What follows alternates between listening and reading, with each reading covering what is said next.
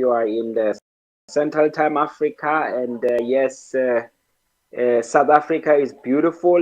The weather is nice and warm, but the politics and to all the debates, we spoke that he shared the State of the Nation address. Organizations for the last, the opposition parties had, an opportunity to ask questions and to comment on that speech. And then today, the president had an opportunity to respect the relationship between South Africa and the US is being questioned. And of course, there's repercussions in one way or another coming up through that. And then on the other matter, you had the opposition party leader like EFF, because they were not allowed to be in the parliament to join the proceedings during the State of the Nation address. EFF, they're one of the youngest political organization in South Africa. They are very vocal and they tend to be very disruptive in parliament, and therefore they were banned, as a punishment. So they missed this sauna. So nevertheless, the young commander still called a press briefing and just was able to respond to the president State of the Nation address and put his views and put his challenges and his questions through media. So we had that happening, and then other trending news, of course, comments. There are a few comments that are still today, Queen. Okay, thank you very much, my king. That was actually very insightful. That was actually very deep. You took us deeply into the happenings in South Africa. Thank you very much. So, a very quick one. Let me take us into the insight of what is happening currently in Nigeria today. It's quite I don't want to I don't know, but it's quite coincidental that what we are going to be discussing today is actually in line with what is happening currently in Nigeria. Currently in Nigeria now, it has never happened in history of Nigeria, but there's a bill that is being passed in the National Assembly as to taking the country back to a parliamentary system of government as against the presidential system of government that has been in practice. And this situation has been a much clamorous subject matter in past years, especially during the last election that was February 2023. So we are actually a lot of comments are going on the ground, a lot of comments on social media, a lot of insight from various discipline, a lot of professors, academic, everybody is involved in this subject now because it is right about time we are talking about or we are reviewing these things. And on the student loan scheme that was inaugurated, that was October last year. So a lot of things are being put in place to flag it off officially before this month end.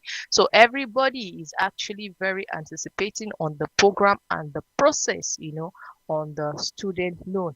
Also, not leaving behind, event was put in place to celebrate and to officially launch that to to the world. And other states we appear live in Nigeria, live in Nigeria. So, Mrs. Eunice, thank you for joining us on on today's show. Can you just give us a brief highlight of what is happening down there in Zimbabwe? Thank you so much, Queen Diane, for that brief. And it's good to know that you are doing well and everyone else on the platform. What is really happening so much in Zambia is actually the elections of deputy mayors across the country. So today we saw Lusaka province postpone the elections of the deputy mayor for the city of Lusaka because there was a protest by some members of parliament from the opposition parties because the president did call all the mayors of the UPND to say they should not oppose no one else from the UPND party should stand as deputy mayor, but rather they should support the current one who's there as the deputy mayor. But so that came with the protest from the members of the other members of the council chambers. So the elections was not held today. So but they said the announcement of the dates by the mayor himself of the city of Lusaka. And in other news, we're seeing that the economic crisis in Zambia has continued as well. And so we've seen a new political party today. Initially has been registered yesterday that the name clear Kwacha Alliance, in short UKA, and as far as Zambia is concerned in terms of news. Other than that, we've seen the former the lady that was assistant referee under VAR for the Africa Cup of Nations finals between Nigeria and Congo at home by FAS communications manager and FAS president, Mr. Andrew Kamanga. It's been happening. She's been given the hero's welcome and has been promised a lot of good things. They just ended AFCON Cup of Nations tournament. So that is what is happening. Quite a coincidence that what we're discussing today is actually part of what is trending. You know, it's kind of, it's weird, but I think it's right about time we discuss this issue, and an issue that is not being identified. Tariffs. You might never get a solution to it. So there's no point shying away from it. So on today's show, we have a very interesting topic. We'll be discussing on how can we solve underdevelopment in Africa. A lot of people have, we read everywhere, that Africa is a third world country, but Africa has a lot of resources. What is going on? But basically, a lot of people articulate this to our political system. So the question now is that how can we solve underdevelopment in Africa while reviewing Africa political structure critically? This is actually a very sensitive topic, but I think it's right about time we discuss on it and let us see because Africa is blessed. Africa is the market of the world. Africa is the labor, is where you find labor. So what is going on? We have everything, but still yet the region is not developed. Let us try to review some of our political structures, some of the policies, some of the laws on ground. What could actually be the problem? What could actually serve as the root cause of this problem? Let us hear from my king in South Africa. Let us hear his own, contribution in that regards. Thank you so much, Queen. Yes, it's a big discussion, this development, because you see, South Africa has just joined the party. We are the youngest democracy. We've just celebrated 3 decades. But, our seniors would be like Ghana. As a nation, they were the first, to lead this democracy journey. So, of course, when we look at all of these nations of Africa and we ask ourselves, 3 decades later, what actually has happened? Because if you look at the South Africa situation, 3 decades later after democracy, the land question, you still have 72% of arable land in the hands of the minorities, just 7% of Europeans, whereas 81% of our population is the natives. They have nothing. And the majority of their, informal settlements in townships and villages, there is no roads, there's no development in infrastructure, in healthcare, in education, all of the basic services. I mean, in this day and age, we still find gravel roads within townships and villages, muddy roads, and in this day and age, you still find schools that still don't have running water, for ablutions. In this day and age, you still have that backlog of infrastructure development. So, what is it that Africa can do to really invest in its own infrastructure? So the big, question is the issue of capital, because I see that all of the Africa's governments, they don't get to control their capital. They get to just make promises and then have to go beg for money elsewhere in other forums like your World Bank, IMF, and then there are conditions and terms to get that kind of funding and get this kind of loans, and most of the time they disadvantage the masses and the poor in Africa, the terms, because one of the things of getting those loans is that the interest is high, because Africa is viewed as high risk investments, compared to first world nations, who just trusts and all kinds. So that means Africa finds itself having to have a burden of loans, and they would pay, and again, the fact that Africa does not have its own reserve currency, it's a very big issue. We can't trade among ourselves with our own currency. Every time I have to, go to Zimbabwe, my neighboring country here, or Mozambique, I have to convert my rands into dollar. And then I'm charged in dollars there, US dollars. I mean, you would ask yourself, why is that, Those are the things that restrict even the intra-trade, among the 54 nations in Africa. The infrastructure inherently was designed to extract wealth and minerals, raw materials, agricultural produce off the continent of Africa for beneficiation elsewhere in the world. And those are the inherent issues we are dealing with. So it would seem that none of our politicians are able to resolve this issue.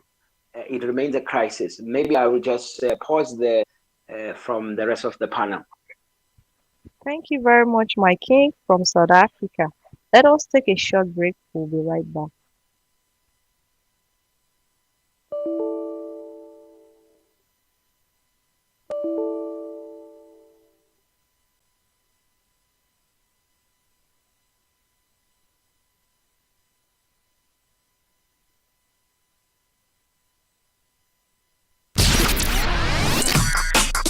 You're listening to When we're discussing about the reason for Africa underdeveloped, in spite its resource and every other endowment that Africa has. What is the major reason for Africa underdevelopment? We had firstly, Mike King from South Africa. He gave one of two insights which are very, very insightful. But before we come back to him, let us hear from Miss Eunice from Zimbabwe what her view is, reviewing Africa underdevelopment situation critically. This will be my personal views though.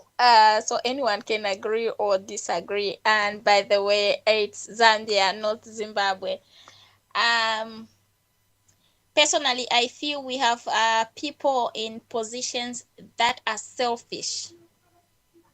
They look up for their own personal desires and not for others as well.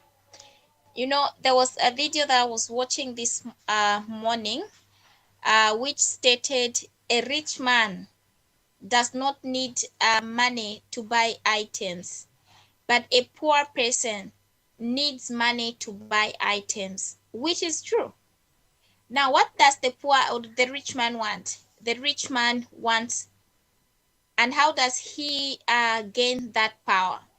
If it is below him, or giving them an empowerment or anything, knowledge, experience that he has in business and any other thing, he would rather be giving them handouts so that he has the power, he maintains the power. Which is why we see politicians, as they campaign, they don't go to campaign to the rich people, to their fellow rich people that they do politics with. They don't. They come to campaign down at a lower level to people who are lower than them, because they know that they'll fall for their lies and whatever that comes through their lies. So I personally feel we have leaders that are selfish and do not look out for the good of others. Because if we did have leaders who were looking out for others, believe you me, certain policies that they accept from people who call themselves investors coming to invest on the continent of the Africa, they would have been refusing. My queen, I mean, I have the main rules. You come, you want to invest. Who sets the rules? I definitely should be the one to set the rules, but it is contrary, it is opposite in our case. So for me, it's not the dollar, not having the $1, the one currency state. It's not having the unification of Africa, so to say. I feel the problem is the leaders that we have. They are selfish, and I end here, my queen. Okay, thank you very much, Miss Eunice. That is the voice of Miss Eunice from Zambia. Thank you very much. That was actually very insightful. But I have one or two contributions to add into that. You said I'm still coming to my king anyway. You know, a lot of this discussion is such that I'm always passionate about. You know, very very passionate about it. So you spoke about the selfishness of leaders. Definitely, there's something that is backing them up, that is backing that selfishness. You know, and that is what we are discussing basically. In my own opinion, I actually think it's the political structure, you know, being how you might be selfish, you know, there will be some things that is backing you up to hate that your selfishness. Even if you are selfish, you know, there will be some extent that you will not be able to cross depending on what is on ground. You might not be able to cross every there's this saying that every human being are selfish. We are all selfish in our way. Definitely, I want to protect my interest rather than, you know, better than another person's interest. That is our nature as human beings. So apparently, if these structures are in place, do you think the selfishness you know, would would result into this current situation we are having in Africa? Because I've gone through quite a lot of, you know, been reading through, looking at what is happening in Africa as a whole. Every African country I state, you know, we are having this issue of, uh, you know, currency, devaluation. We are having this issue of hike in prices of foodstuffs that are being produced in Africa. Then you ask the question, what is going on? Africa is a place that agriculture is achievable. You know, Africa is a place, you know, that is, that is where the basic agricultural foodstuffs come from. Then you have to say, what is going on? And we still have hike in prices of foodstuffs, you know? So these are the questions, you know, what political, you know, advantage can we put in place to solve this situation? Okay, thank you, Miss Eunice. I can see your hands raised. Yeah, you can have the floor. The point you have just spotted on, my queen, is exactly what I was actually trying to say. Imagine we have people cultivating maize within the country. Farmers are doing it. And when millers get this meal from farmers at a cheap price, when they now process it into meal, then we come to buy a bag of meal at 330 kwacha. Imagine that. Imagine that. And someone will call on a place briefing, say, the president, the state of affairs, talk to us. And he comes and says, sometimes it's good to even eat cassava. If meal is too expensive, use other means like cassava. And the place briefing hands like that. So meanwhile, the same person, when he was campaigning, he used to tell the very poor people that he is telling to go for options like cassava. He went to tell them, and we will be buying the bag of meal at 65 kwacha, a 25 kg bag of meal. Electricity will be cheap. I'll be able to control the dollar, and people fell for those lies. So, which But is are you, why, can I come into that? Are you actually saying yes, the reason for the situation in Africa presently is not our political structure, but our leader, or should I say yes, leadership structure? yes, exactly. The selfish of leaders, because they want to be presidents, they want to be ministers, they want to be MPs, not But for the sake of serving the people. who But gives power to then, this individual? Who gives power to these yeah, individuals? we are the people. We have Exactly. so, The people, yes, the ones now that were in the ground, down there, those that do but not does it have mean that money. the Remember people those don't poor know? people now? Does it mean Yeah. that the people don't know that politicians lie at this jet age? It, I think people are aware, to the political structure.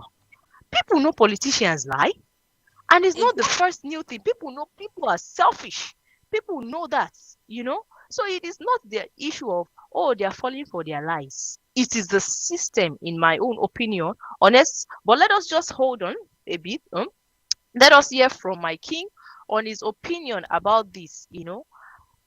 Is the fault to be put on the politician, or let me say the leadership, organogram, or the political structure in itself?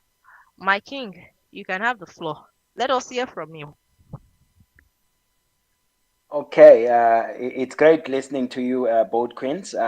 Yes, so there is a balance here that I want us to caution. Let's reflect on the first president of Ghana in its independence, Kwame Nkrumah. He's the first one who was very vocal about uniting Africa, who wanted to move Africa into production and have its own kind of, uniting the Africa. And they created the Organization of African Unity, which was OAU then in 1963. Later changed into, United African Union. So what happened to Nkrumah? He was sabotaged by CIA agents using internal politics to oust him and remove him in power. Now, consider Mandela. He was our first democratic president. Of course, he was labeled a terrorist by apartheid government, and he was thrown in jail for 27 years. For 27 years of his life, he's sitting in jail. In fact, not only him suffered that kind of approach. The likes of Steve Biko, the like of Robert Sobukwe, the like of Chris Hani, those were the leaders who were prepared to die for the people. So they were not selfish. They gave up their lives for the lives of Africa, but they were stopped, bribed, or they had to reach a compromise. Now, ANC, when they took power, they had to reach a compromise because it was a discussion between an apartheid regime that did not want to lose power, and they were worried what's going to happen to their economy, to the things, their business that they have created. It was a squabble when ANC took over. You should have seen the apartheid government destroying evidence, moving and shifting businesses, state assets into private hands. There was a narrative of privatization. What does privatization policy mean for ANC? It means you are handing back all of these companies that used to be owned and controlled as a state monopolies. Now you're giving it to white people. So today, 3 decades later, Johannesburg stock market has companies, and all of them are white owned. And then 3 decades later, all the money of the ANC municipality is banked by only white monopolies, minorities in South Africa. So every single, when you look at the pension fund of South African pensioners, we've got PIC, which is a government state body that looks after pension fund of all government workers. They invest 98% of their money into white-owned companies, still this day. So what you see here is that you've got people who are saying to our politicians, listen, I'm going to fund your political campaign. I'm going to give all your money. We're going to open of London, even give you an arm protection so that you keep the status quo about our assets within your nation. So yes, our heads of state are now finding themselves in a situation where they have to dance, because if they don't dance, they will be ousted, replaced, assassinated, and there will be coups. So who of you, if you know you now have been elected in power, suddenly you are there, then you suddenly receive a threat that says, okay, there are two ways your term is going to go. It's either you're going to dance to our tune, then we're going to give you all the money you want, and we're going to build statues for you, we're going to celebrate you, you and your family will live in luxury. Or you resist, we anyway remove you and replace you with a puppet that will dance to our music.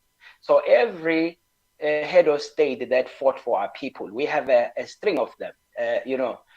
Patrice Lumumba in DRC Congo, Julius Nyerere, you've got these heads of states that fought for people, but because they were not dancing to the tune of the Western capital, they were ousted. Everyone, consistently so. So the only ones who are worshipped by the West right now, I can tell you why they worship them, is because they have sold the souls of our people to the Western, capital. So the question now is, how do we help our leaders so that they are not bullied by the Western capital? How do we help them do a political campaign so that they are not financed by the Western capital? So that is the real discussion. How do we then create our own? You see, the issue of creating your own currency, uniting the continent, it is to cut the umbilical cord that leads us back to the World Bank and IMF. We must cut those strings. We must not depend on the West or the East. We don't need China. We don't need Russia. We don't need the West for Africa to prosper. In fact, the West needs us. The East needs us. But we are busy dancing to the tunes of the West because now the perception is that they control the capital. And that's what we need to change. The mindset, Africa needs to be independent from the West. And that's the solution. And that is the step one. Let's dismantle the borders that were put by the West, because by those borders, you cannot have states that are economically viable. I mean, what is Djibouti? Djibouti there, a small piece. What can they do as a state? What can Eswatini do? What can Botswana do and Lesotho do? They have carved this continent in a way that it does not make sense. But, to see that it doesn't work, look at what EU did. They unite the smaller states together to form EU. They unite the smaller states in America to form United States of America, because there's leverage. There's economies of scale in the number. Everybody's united. Arab bloc, they are united. Jews are working together and trading together and uniting themselves. So why is then Africa not allowed to decide its own borders, decide its own currency, print its own money, backed by its own natural resources? Okay, thank you very much, my king.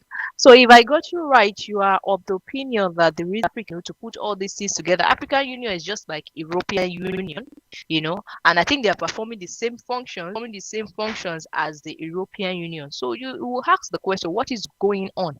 Does it mean that our African Union are not working? Does it mean that our African Union too are penetrated? What about the blocks, other cooperation blocks that were formed, like the ECOWAS, and the likes like that? What is going on with them? Why are they not functioning? Would we say it's also because of external influence? So these are things that we want more assertive, evidential proof to back this up. So let us go on all this. Thank you. This is WCAN Radio.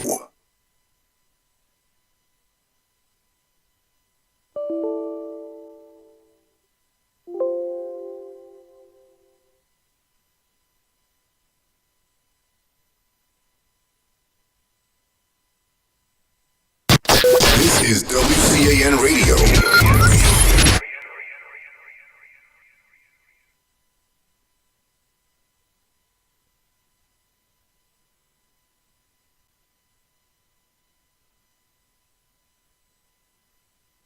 Now we are back, still on the topic, reason for Africa on underdevelopment, critically analyzing its political structure. I know before we went on the very short break, Miss Eunice wanted to contribute, wanted to say something. You can have the floor, Miss Eunice. Let us hear from you, from your view. Actually, it's just a question that I want to ask to the king, the previous speaker. My king, you mentioned to say many of the presidents, or I mean, of the people that tried to fight these systems were either killed, killed or removed using internal political forces and a lot more others. Do you think now that coming to the question now, do you really think that each president, because Africa's president, 54 presidents are running the African continent, except for Botswana, who is ruled by a king. So, do you think they are going to accept the unification of Africa? Because that would totally, each president that is currently there will no longer be the president. Do you think it is the external forces that are interrupting with the development of the African continent? We're asking the real question. We are saying, Mali and Burkina Faso. So those were the French territories. And, they're taking their uranium, they are powering themselves, the French. In fact, they no economy of France without their former colonies. They depend on them for everything, for energy, for agriculture, for everything. Their biggest income in France depends on their colonies. Now, one of the things they were doing, which when they hand over the power to, let's call them the first presidents of France for their budget requirements, they still had agreements that they will bank all of their currencies with France.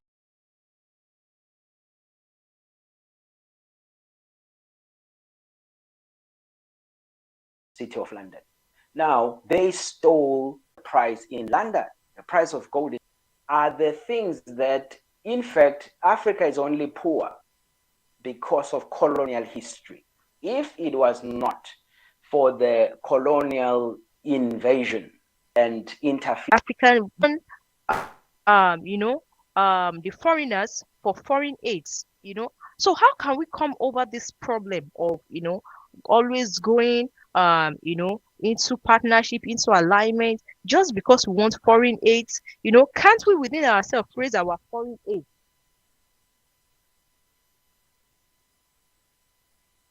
Yes, those are important questions, and I think that's where step one is. So all the people who comes to power, governments must not just have a political power where you have power to the flag, power to appoint ministers. You must also have power to take over land. When you talk of economics, they say there's 4 factors of production. The very critical one is land, which represent natural resources. It's number 1 factor in the economy. The second one is human resource, sons and capital. But I want to submit to you that we have been, deceived.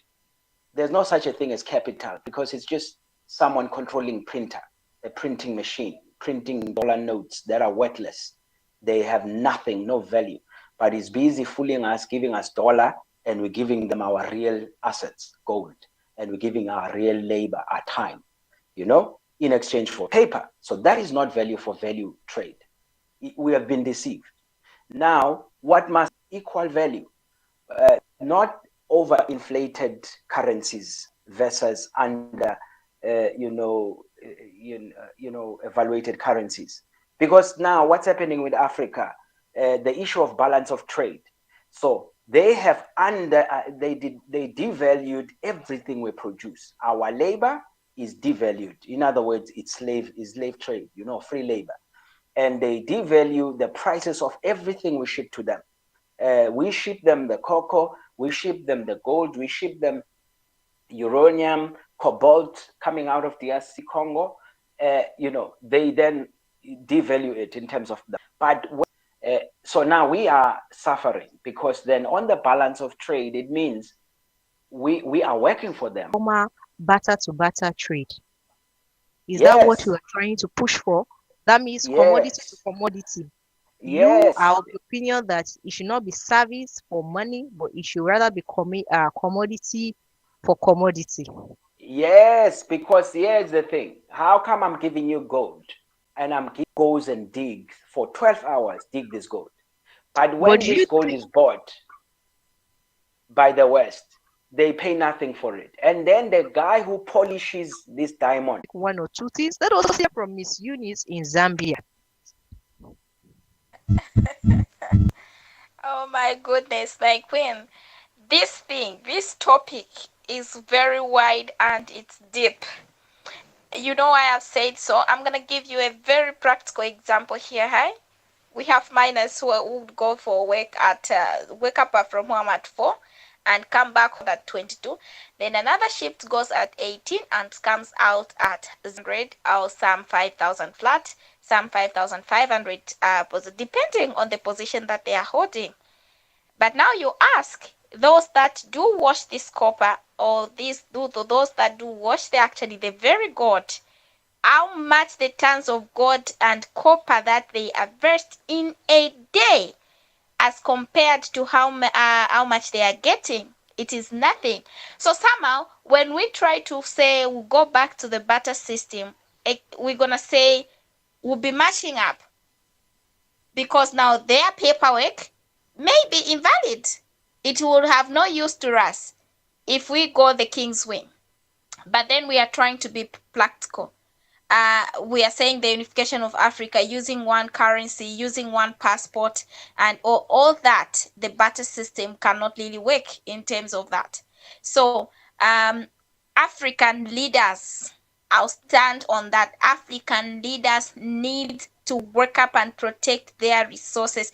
They are in the position to set up the rules that governs these investors when they come in the country, as they are coming to invest.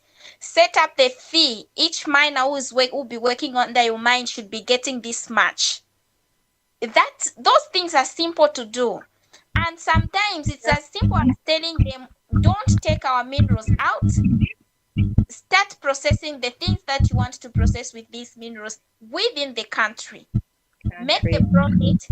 Exactly. They can do this. It's the leaders that are to blame. I can't say the external forces. Yes, they colonized us. We agree. They did everything that people say they did. Yes, we agree. But why do we continue to give them the same things that we ourselves are complaining about? It's high time we changed our system.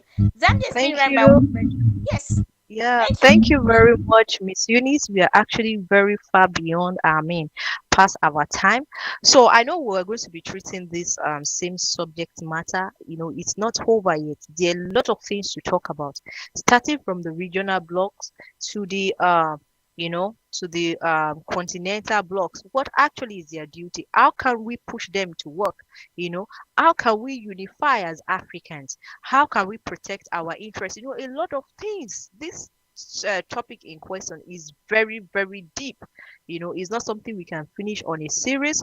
So it will do us good. To join us next time. On this same situation room, we're going to go deeper into the subject matter, bring more interesting, insightful, and also practical examples. So thank you very much, Miss Eunice from Zambia, all the way from my king as well. Thank you very much. for joining us on today's program. So not to take so much time, the conclusion from my end, I actually think what Africa needs as a whole, to be able to scale through this underdevelopment is unification, which we have been propounding, but no concrete action, no solid action, no shaking action has been put in place, to achieve this. And I know, with time and thankfully for some countries, the likes of Mali, Chad, they've been rising up and saying, no, this is not right. We need to do this like this. I know we are beginning to scale up as Africans, to be able to attain this independence. So let us,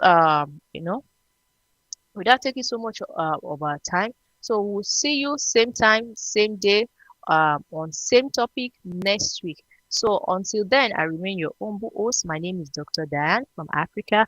Thank you very much. God bless and bye-bye. Get my phone. What you doing taking them kind of pictures? I'll tell mommy. And I'll tell her you invaded my privacy. Privacy? When you send those pics, you lose all privacy. It's like setting up a billboard with your naked pics for the world to see. Those pictures are for my boyfriend's eyes only, and he'll never do that to me. Yes, he can, or one of his friends or family, or someone can steal his phone. Sending naked pics can open you up to embarrassment for you sex offenders. It can also affect you getting a good job in the future. Once those pictures go out, you can never get them back. Okay, I'll tell my boyfriend delete them, and I'll delete these. I'm glad I have a smart little sister. I'm still telling mommy.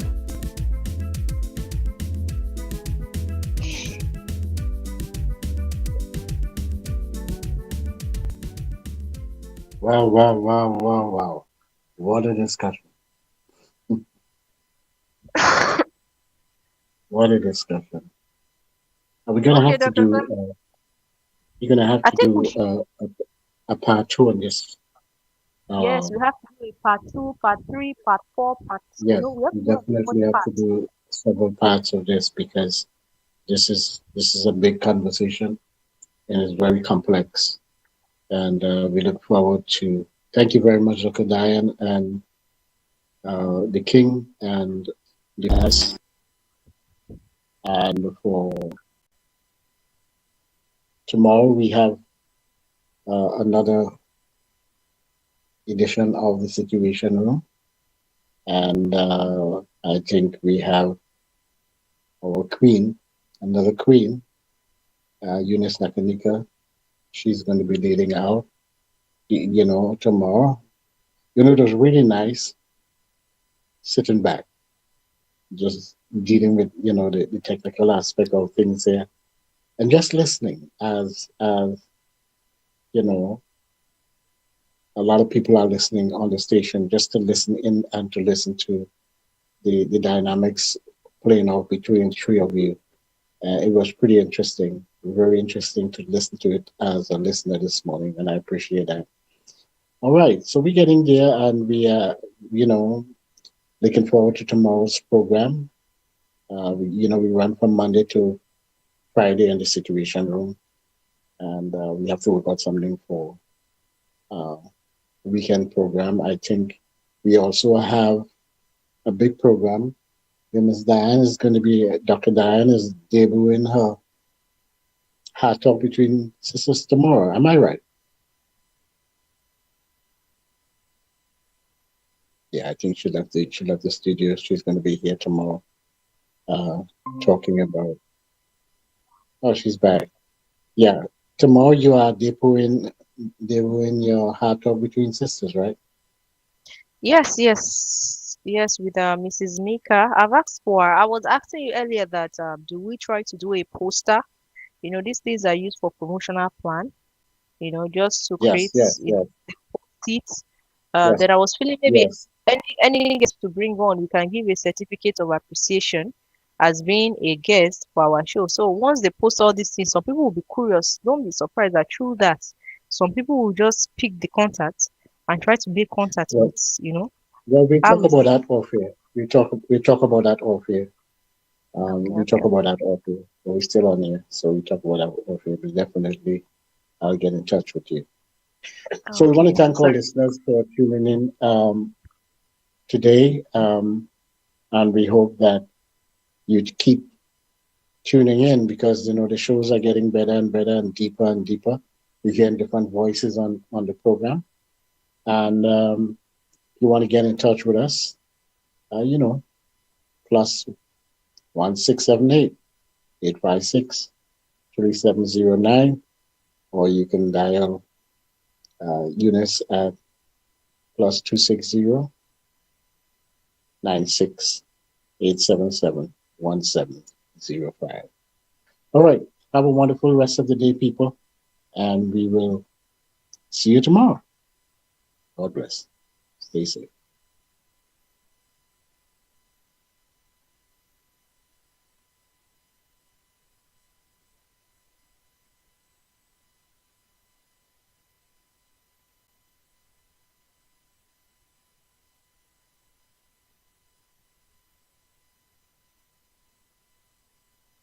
Disclaimer for WCAN Radio Africa.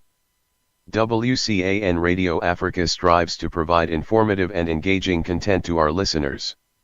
However, it is important to note that the opinions expressed in segments and conversations aired on our station are those of the individual speakers and participants, and do not necessarily reflect the views or values of WCAN Radio Africa as a whole. The information provided in these segments and conversations is intended for general entertainment and educational purposes only. It should not be construed as professional advice or as a substitute for consultation with qualified experts in relevant fields. WCAN Radio Africa does not endorse or validate the accuracy, reliability, or completeness of the information shared during these segments and conversations. Listeners are encouraged to exercise their own judgment and discretion when evaluating the content presented. We welcome feedback and constructive criticism from our audience regarding the content aired on our station. Thank you for tuning in to WCAN Radio Africa.